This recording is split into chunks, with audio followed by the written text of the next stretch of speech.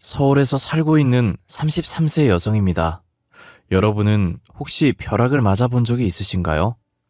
저는 7년 전에 벼락을 맞았습니다. 그냥 벼락이 아니라 돈벼락을 맞았던 거예요. 그것 때문에 제 인생은 확 달라졌습니다. 가난한 집에서 태어나서 제대로 먹지도 못했고 좋은 옷 한 번 입어보지 못하고 자란 저는 성인이 된 뒤에도 늘 돈 걱정을 달고 살게 되었어요. 그렇게 하루하루 희망도 없이 힘들게 살아가고 있었는데 믿을 수 없는 기적이 일어났습니다. 하루아침에 20억을 손에 쥐게 된 거죠. 제가 그런 엄청난 돈을 손에 쥐게 된 데는 기가 막힌 사연이 있지만 정말 어처구니 없는 일은 제가 갑부가 된 다음에 일어났습니다. 돈이 없다고 저를 사람 취급도 하지 않던 인간들이 돈 냄새를 귀신같이 맡고 제 주위에 꼬여들어 빌붙으려고 하는 거예요. 그러다 제 돈에 눈독을 들이지 않는 성실하고 착한 남자를 만나서 결혼을 하게 되었는데 그때부터 제 인생은 완전히 지옥으로 떨어지게 되었습니다. 지금 생각해도 그 인간에게 당한 처참한 기억이 떠올라 피가 거꾸로 솟을 지경입니다. 돈이 없을 때는 돈만 있으면 세상 그 누구도 부러울 것 없이 행복하게 살게 될 거라고 생각했는데 전혀 그렇지가 않았습니다. 지금 제 글을 보고 계신 분들 중에서도 돈벼락 한번 맞아봤으면 소원이 없겠다고 생각하시는 분들 많이 계실 거라고 생각합니다. 그래서 돈벼락을 맞은 뒤에 제가 얼마나 기막힌 일들을 당했는지 들려드리기 위해 글을 올리게 되었어요. 제 부모님은 같이 건물 청소 일을 하셨어요. 배운 것 없이 몸을 쓰는 일을 하면서 어렵게 살았지만 세상 누구보다 성실하고 열심히 사는 분들이셨죠. 부모님은 아침부터 저녁까지 쉬지 않고 일을 했지만 청소일로 받는 쥐꼬리 같은 월급으로 살림은 전혀 나아지지 않았고 매일 돈 걱정을 하면서 살아야 했어요. 그러다 제가 고등학교에 들어가자 아버지는 제 학원비라도 벌어보려고 청소일을 마친 다음에 야간 배달일까지 하셨습니다. 엄마는 돈도 좋지만 그러다 몸 상한다며 말렸지만 아버지는 기어이 야간 배달 일을 하겠다고 하셨죠. 여보, 우리 형편이 한푼이 아쉬운 상황이지만 무리하지 말아요.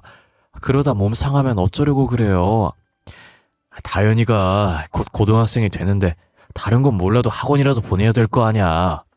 내가 알아서 할 테니까 당신은 걱정하지 마. 다현이 걱정하는 당신 마음은 알겠지만 당신이 힘들까봐 마음이 쓰여요. 난 괜찮다니까.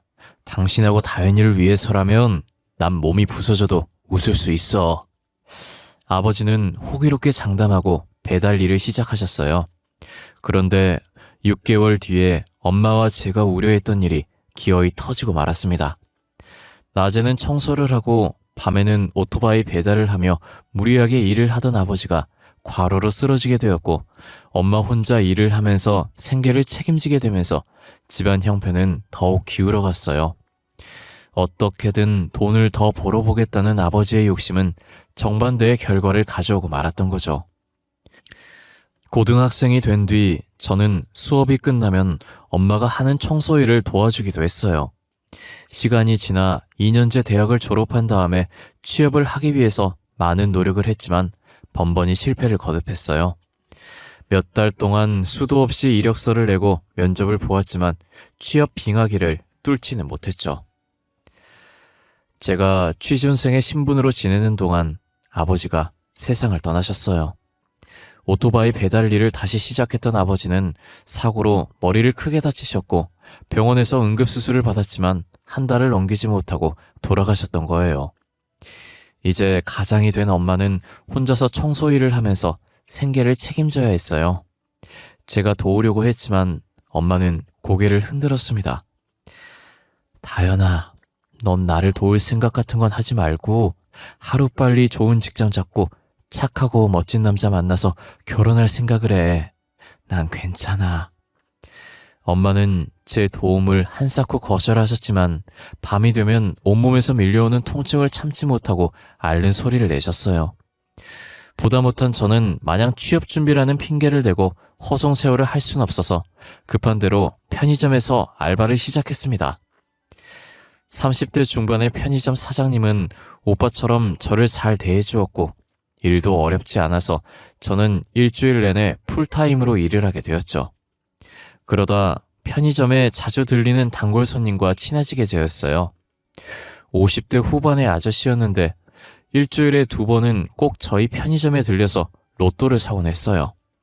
아저씨는 공사 현장에서 막노동을 한다고 하셨어요. 서너 달이 지나면서 아저씨는 제게 편하게 말을 놓았고 서로 사적인 대화도 하는 사이가 되었죠. 그러던 어느 날 아저씨가 심각한 표정으로 제게 말했어요.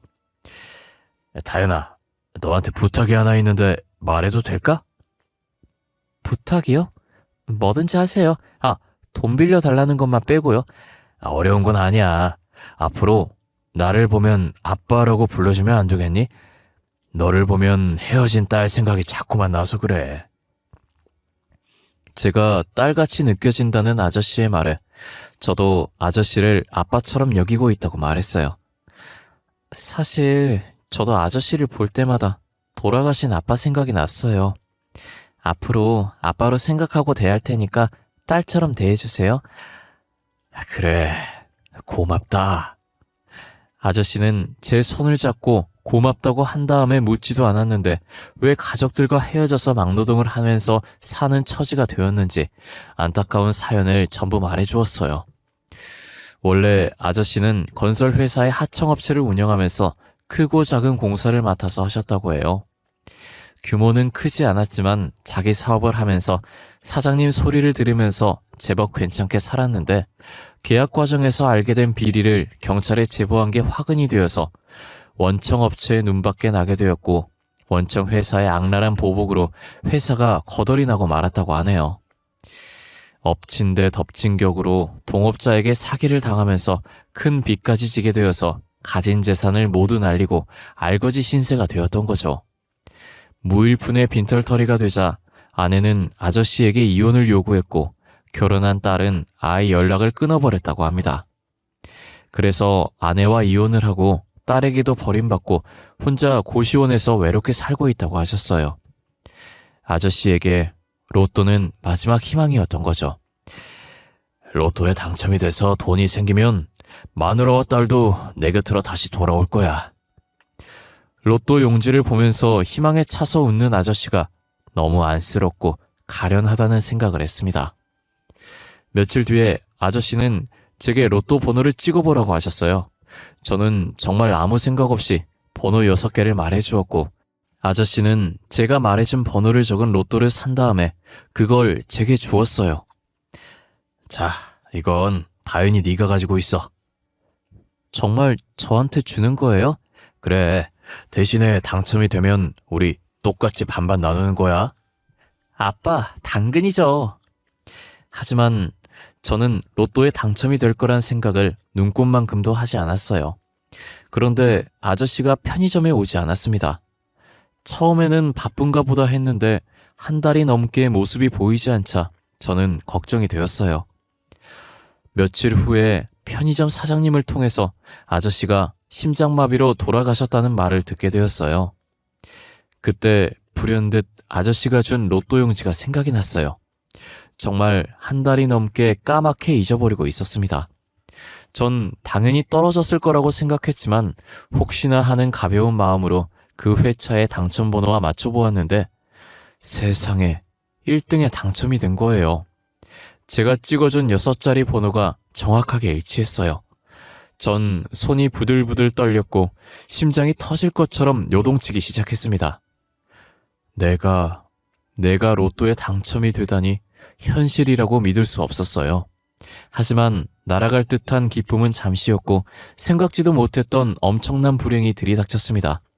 제가 내민 로또 용지를 본 은행 직원은 난감한 표정을 지었어요. 아휴, 이거 참 누가 당첨금에 대해서 지급정지 신청을 걸어두었네요. 네? 누가요? 그건 개인정보라서 저희들이 알려드릴 순 없고 하여튼 당사자가 연락을 해올 거니까 원만하게 해결하신 다음에 찾아오세요. 그날 로또를 사서 제게 준 건 돌아가신 아저씨인데 누가 지급정지를 신청한 건지 알 수가 없었죠. 하지만 며칠 뒤에 돌아가신 아저씨의 전처와 딸이 편의점에 들이닥쳐서 제게 당첨금을 내놓으라고 윽박질렀어요. 그녀들이 한 짓이었던 거예요. 새파랗게 젊은 것이 돈을 보더니 눈이 뒤집히고 간이 배밖에 나왔구나. 당장 그 돈 전부 내놔.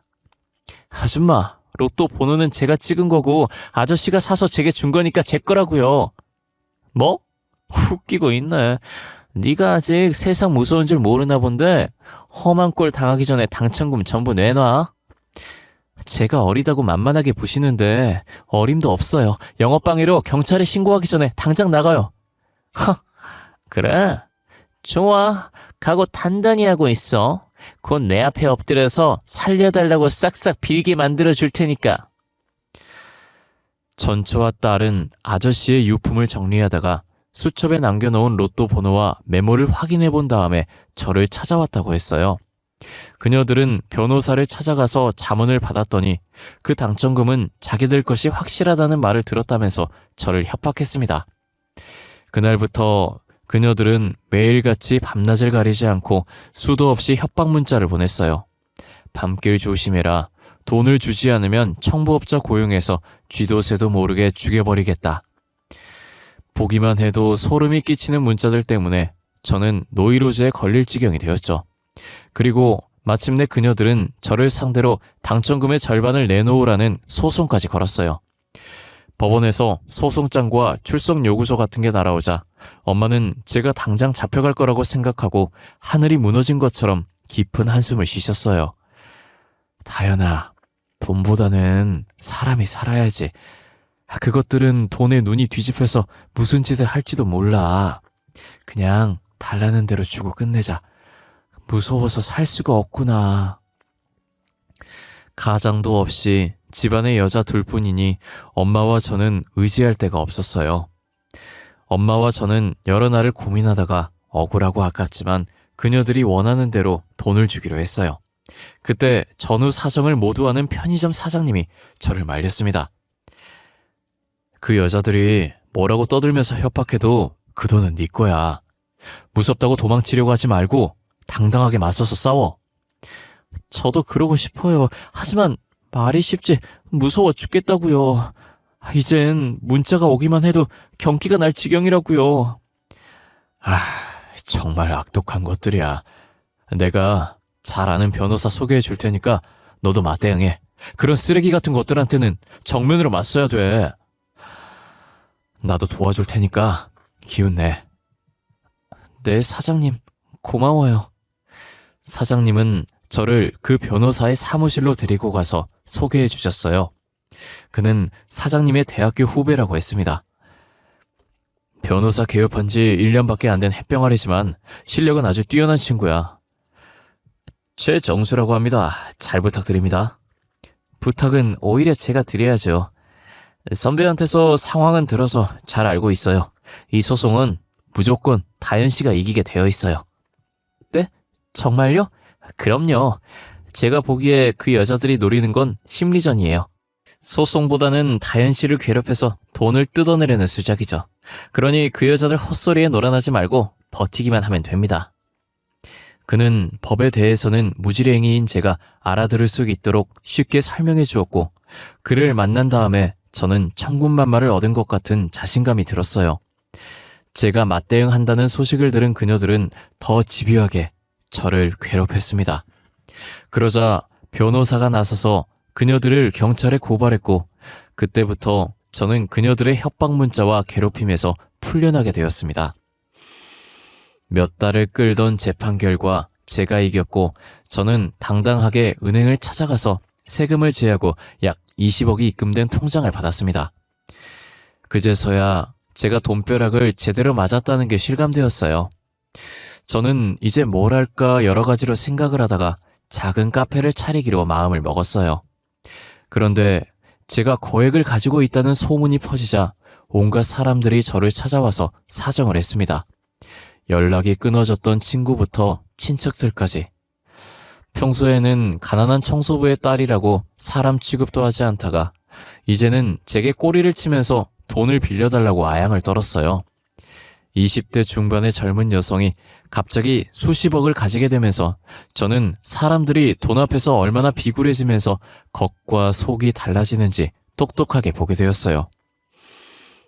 1년이 지나면서 카페는 자리를 잡았고 엄마와 저는 넓은 아파트를 사서 이사도 했어요. 돈이 생기니 나이가 어린 여자라고 무시하는 사람은 하나도 없었고 모두들 제 비위를 맞추려고 굽신거렸습니다. 그러면서 저를 도와주었던 변호사와 만남도 이어졌어요. 소송을 준비하면서 자주 만난 저희들은 서로에게 호감을 가지게 되었고 오빠 동생처럼 편하게 지내는 사이가 되었던 거죠. 그러다 같이 저녁을 먹는 자리에서 그가 제게 사랑을 고백했습니다.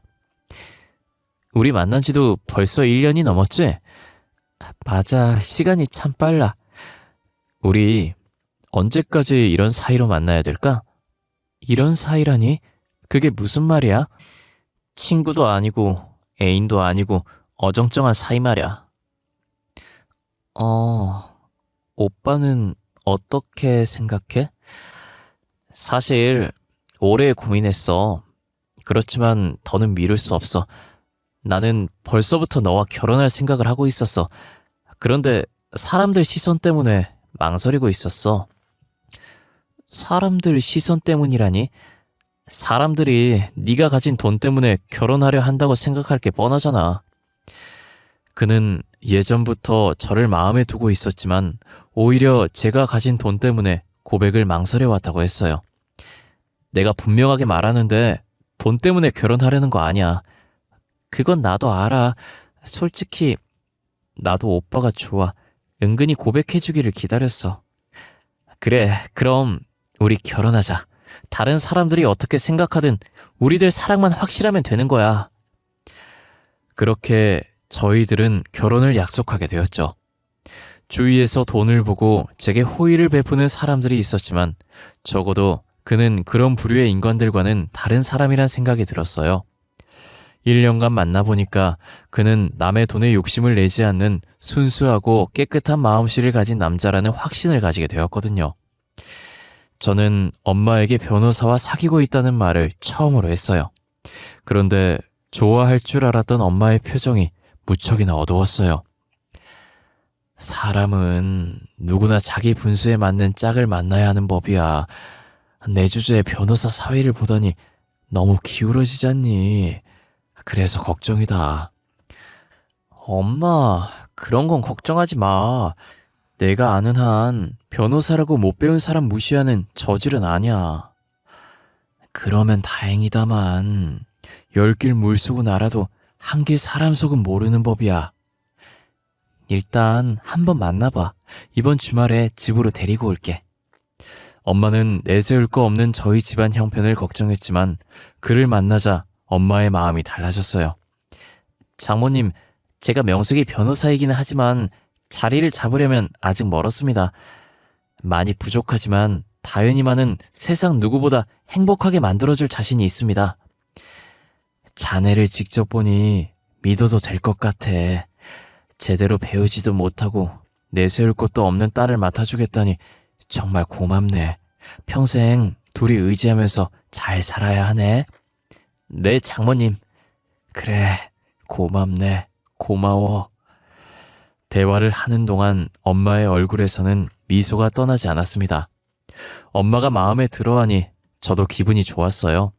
그런데 한 가지 걸리는 건 엄마가 너무 낮은 자세로 남편을 대하는 것이었죠.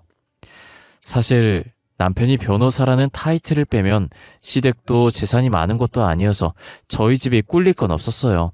그런데도 엄마가 남편에게 고양이 앞에 쥐처럼 고개도 들지 못하는 걸 보니 은근히 짜증이 났습니다.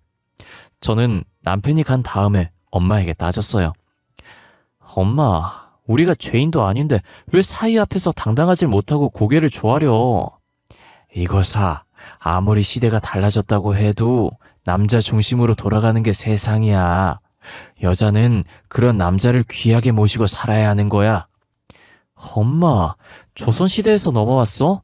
무슨 구닥다리 같은 소리래. 남자란 여자 하기 나름이다. 너는 그저 최서방 비위 거스르지 말고 살아. 다행히 너한테 돈이 제법 있으니 얼마나 다행이냐. 앞으로도 최서방이 돈 필요하다고 하면 따지지 말고 도와줘. 그게 내조를 하는 거라 생각해. 그건 내가 알아서 할게. 엄마는 변호사 사위의 마음을 잡으려면 가진 돈을 아낌없이 풀어야 한다고 말했어요. 저도 남편을 위해서라면 돈을 아낄 생각은 전혀 없었어요. 남편이 잘 되면 제게도 좋은 일이니까요. 결혼을 하고 나자 남편은 저와 엄마의 마음을 읽었는지 은근히 제게 돈을 요구했습니다. 아, 이번 달도 적자네. 정말 미치겠네. 월말이 되면 집에 들어온 남편은 제가 들으란 듯이 변호사 사무실이 적자가 난다는 말을 했어요. 아직 고정 고객이나 기업을 상대로 영업을 해서 큰 사건을 수임하려면 로비도 필요하고 들어가야 할 돈은 많은데 수입이 미치지 못한다는 거예요. 여보, 얼마나 모자라? 뭐 한 달에 500 정도 마이너스야. 그 정도로 많아? 사건이 없다고 사무장이며 직원을 내보낼 순 없잖아. 나도 요즘은 영업하러 다니는데 경비도 많이 들고 한 번씩 대기업에 들어갈 때는 너무 부끄럽다고. 뭐가 부끄러워? 다른 변호사들은 외제차는 아니어도 최소한 국산 고급차 타고 다니는데 나만 중고 중형차 끌고 다니는 신세잖아. 비교되고 회사 경비들도 개무시한단 말이야. 그렇구나. 그럼 여보, 당분간은 사무실 운영비 내가 지원해 줄게. 그리고 당장 차부터 새로 뽑자. 우와, 그게 정말이야? 그럼 내가 가진 건 돈밖에 없잖아. 당신 최고야. 조금만 기다려. 2년 안에 내가 자리 잡아서 몇 배로 갚아줄 테니까. 신이 난 남편은 다음날 저를 외제차 매장으로 데리고 갔어요. 봐둔 모델이 있다고 했죠. 전 국산 차도 좋다고 넌지시 떠봤는데 남편은 굳이 최신 외제차를 고집했어요. 일단 외제차를 타면 고객들이 쳐다보는 눈빛이 달라져. 이게 모두 투자를 하는 거야. 그래, 이왕 결정했으니까 당신이 알아서 해. 남편은 VIP 대우를 받으면서 최신형 외제차를 일시불로 계약했고 그것을 시작으로 남편은 이제 대놓고 돈을 요구하기 시작했어요. 고객들하고 골프를 치기로 했는데 골프 세트를 새로 맞춰야 한다. 옷이며 신발이 필요하다고 했어요. 그때마다 저는 묻지도 따지지도 않고 남편에게 제 신용카드를 주거나 몇 천만 원씩 현금을 주었어요. 그러다 몇 달 뒤에 남편과 처음으로 돈 문제로 말다툼을 하게 되었습니다. 사건의 발단은 남편이 제게 말도 하지 않고 카드 대출을 받았던 거예요. 여보, 대출은 왜 받은 거야? 사무실에 쓸 데가 있어서 받았어. 당신은 몰라도 돼. 몰라도 된다니? 대출금이 내 통장에서 빠져나가잖아. 2천만 원을 어디에 썼는지 나도 알아야겠어. 참. 당신 그렇게 안 받는데 돈 좀 있다고 남편을 휘어잡으려고 들어? 고객들 만나고 영업하느라 썼다고 했잖아. 아니, 왜 소리를 지르고 난리야? 피곤해 죽겠는데. 돈 문제로 신경 긁으니까 그렇지. 내가 어디에 썼다고 설명하면 알아듣지도 못하는 무식한 주제에 참견을 하려고 들어. 뭐야? 당신 내가 가방끈이 짧다고 무시하는 거야? 됐어. 말꼬리 잡지 말고 잠이나 자. 남편은 수시로 제가 준 신용카드로 몇백만 원씩 썼는데 제가 따지고 들면 짜증만 냈어요. 그런 일이 반복되자 저도 신경이 날카로워져서 말다툼을 자주 하게 되었는데 그러다 남편이 화를 버럭 내더니 집을 나가버렸어요. 변호사 남편 덕에 사모님 소리 들을 때는 좋아라 하더니 돈 좀 썼다고 남편을 무시해? 나도 더 이상 못 참아. 남편은 짐을 챙기더니 친구 집으로 가버렸습니다. 제가 전화를 해도 받지도 않았고 문자는 씹어버렸어요. 사흘이 지나도 남편은 집에 들어오지 않았습니다. 그러다 남편의 친구에게서 전화가 걸려왔어요. 재수씨, 잘 지내셨어요? 네. 우리 그이랑 같이 지내시는 거 맞아요? 예. 안 그래도 그것 때문에 연락드렸어요. 정수 녀석이 화가 많이 났더라고요. 무슨 일인지 모르겠지만 재수씨가 넓은 아량으로 용서해 주세요. 제가 잘 달래서 오늘 집에 들여보낼게요. 네, 고마워요, 성현 씨. 친구 말대로 남편은 그날 밤에 집에 들어왔어요. 저는 남편과 다시 싸우기 싫어서 앞으로 돈 문제를 따지지 않겠다고 약속까지 했습니다. 그런데 얼마 지나지 않아서 남편은 또 아무것도 아닌 일에 트집을 잡고 싸움을 걸었어요. 제가 참고 견디다가도 화가 폭발하면 남편은 바로 짐을 싸서 친구 집으로 가버렸습니다. 그렇게 한 달에도 사흘이나 길게는 일주일씩 친구 집에서 지내다가 화가 풀어지면 집에 들어오곤 했어요. 그런 일이 반복되자 저도 익숙해져 버렸어요. 남편 친구도 남편이 잘 지낸다고 말을 해서 그런 줄 알았는데 정말이지 충격적인 사실을 뒤늦게 알게 되었습니다. 그날도 남편은 제게 화를 내고 집을 나가버렸고 늘 있는 일이라서 며칠 뒤면 들어올 거라고 생각하고 있었는데 남편 친구가 전화를 해서 만나자고 했어요. 재수씨, 정수 문제로 꼭 드릴 말씀이 있어요. 가게 마칠 시간쯤에 제가 들릴게요. 밤늦게 카페로 온 그는 남편이 무슨 짓을 저지르고 있는지 경악스러운 사실을 들려주었습니다. 그동안 정수 녀석이 하도 사정을 해서 가만히 있었는데 더 이상은 안 되겠어요. 재수씨, 정수 녀석 다른 여자랑 딴살림 차려서 살고 있어요. 네? 그게 무슨... 정수 녀석 처음부터 재수씨 돈을 노리고 결혼한 거 맞아요. 결혼 전부터 사귀는 여자가 따로 있었어요. 그럼 남편이 집을 나간 것도 동거녀 때문이란 말이에요? 맞아요. 제 집에서 지낸 게 아니라 다른 여자와 살았어요. 그동안 속인 거 진심으로 사과드릴게요. 남편 친구는 남편이 의도적으로 제 감정을 건드렸고 그걸 빌미로 가출해서 동거녀와 놀아났다고 했어요. 저는 온몸이 떨렸고 심장은 터질 듯이 요동쳐서 숨을 제대로 쉴 수 없는 지경이었어요. 그동안 대출을 받은 것을 포함해서 제 돈으로 동거녀의 생활비를 대주고 있었던 거죠. 정수놈은 재수씨를 그저 소폰서로 생각하고 있어요. 얼마 전에 동거녀가 임신을 했어요. 이거는 제가 참을 수가 없네요. 남편 친구는 동거녀와 남편이 살고 있는 빌라를 알려주었고 저는 남편이 또 가출을 하자 엄마와 함께 그 집에 들이닥쳤습니다. 저를 본 남편은 얼굴이 백지장처럼 질리면서 굳어버렸습니다. 이런 처죽일 놈 같으니 명색이 법을 공부했다는 변호사라는 놈이 이런 파렴치한 짓을 해? 엄마는 악에 받쳐서 남편의 뺨을 연달아 갈겨버렸습니다. 장모님, 그러니까 제 말을 들어보시고 네 놈 입에서 나오는 더러운 변명은 듣고 싶지도 않아. 여보, 모두 오해야. 사실은 말이야. 뻔뻔스러운 인간 같으니 넌 내가 만난 인간들 중에서 가장 말종이야. 내 가슴에 못을 박았으니까 나도 똑같이 갚아줄 테니까 각오해. 남편은 제 다리를 붙잡고 울면서 호소했지만 저는 남편을 상대로 이혼 소송을 제기했습니다. 남편은 변호사인 자기 체면을 생각해서라도 소송만은 하지 말아달라고 애원했지만 여자가 한을 품으면 얼마나 무서운지 모르고 있었어요. 저는 위자료에 더해서 남편이 그동안 저를 속이고 동거녀에게 써버린 돈까지 반환 소송을 했고 전부는 아니지만 일부는 돌려받을 수 있었습니다. 전 남편이 딴 살림을 차렸다가 이혼당했다는 소문이 퍼지자 사무실 직원들은 모두 떠나버렸고 전 남편은 변호사 자격까지 박탈당했다고 하네요. 그리고 동거녀에게도 사기죄로 소송을 당했다고 합니다. 동거녀에게는 총각인 척 행세를 했고 자기가 국제 변호사에서 외국 출장이 많다는 거짓말을 했다는 겁니다. 모두가 자업자득이겠죠. 여러분들도 돈에 눈이 멀어서 짐승 같은 짓을 하는 일은 절대로 없기를 바랍니다.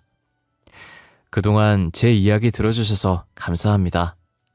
모두들 행복하세요.